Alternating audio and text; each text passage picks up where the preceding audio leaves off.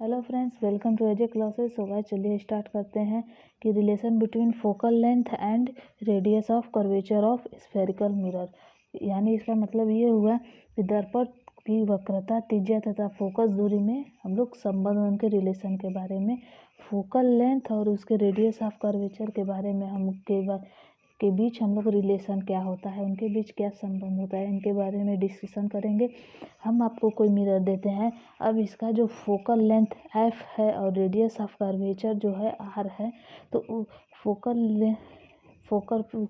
Length मैंने small F कहा, और अगर उसका रेडियस ऑफ कर्वेचर अगर देखा जाए तो स्मॉल आर हो, तो इन दोनों पॉइंट्स के बीच आपको क्या रिलेशन मिलता है, इसके बारे में चलिए डिस्कशन करते हैं कि क्या हमें मिलेगा।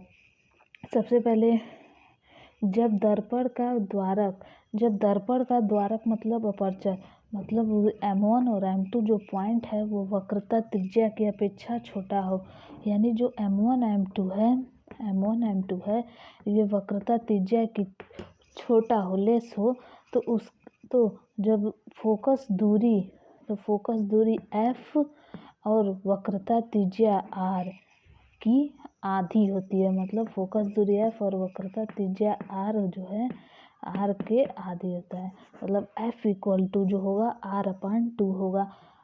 अब क्यों R/2 हो रहा है इसके बारे में हम आपको बताते हैं। आपको मान लीजिए हम कोई अवतल दर्पण या फिर कॉनकेव मिरर, कॉन्वेक्स मिरर, कोई भी मिरर दे रहे हैं, अगर उसका फोकस दूरी F है तो उसकी वक्रता त्रिज्या स्मॉल r होगी। इतना फाइंड क्लियर है। अब आपको यहीं पे कोई समतल दर्पण दे दिया जाए, कोई समतल प्लेन मिरर दे दिया जाए, अब उसमें हम कहें तो हम एक ऐसे गोले का भाग मान सकते हैं, इसमें किसी गोले का एक भाग मान सकते हैं जिसकी जो वक्रता त्रिज्या r है, जो वक्रता त्रिज्या इसकी है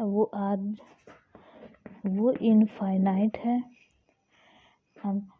तो समतल का जो फोकस दूरी होगा वो भी इनफाइनाइट होगा।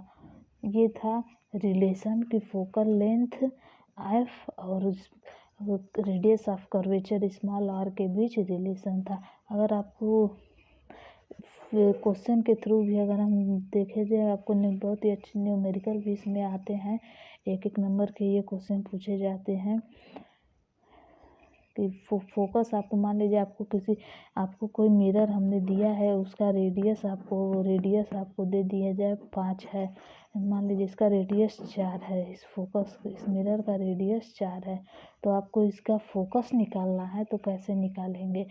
F इक्वल टू हम रख देंगे, R की वैल्यू 4 है अपॉन 2, यानी उसका जो फोकस होगा वो इसका F जो होगा वो 2 के इक्वल आएगा।